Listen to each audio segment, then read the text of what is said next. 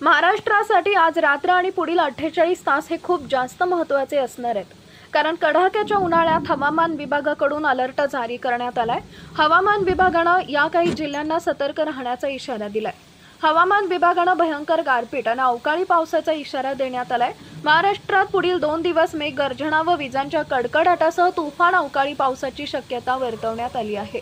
राज्यातील या काही जिल्ह्यांमध्ये 6, 7 आणि 8 मे रोजी जोरदार गारपिटीसह पावसाचा अंदाज पुणे वेधशाळेनं वर्तवलाय. पुढील 48 तास राज्यात सर्वत्र वादळी वाऱ्यासह गारपिटीचा इशारा दिलाय. मराठवाडा आणि महाराष्ट्रातील या 7 जिल्ह्यांमध्ये पाऊस आणि गारपिटीचा इशारा हवामान विभागानं दिला आहे.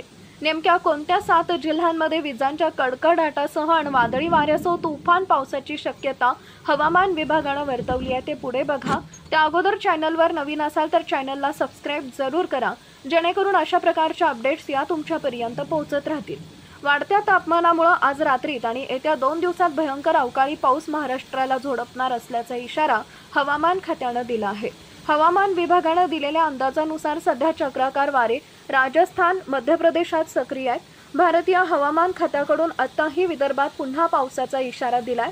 तसेच मराठवाडा, मध्य महाराष्ट्रातील काही भागात रविवारी वादळी वाऱ्यासह पावसाची शक्यता व्यक्त केली जाते.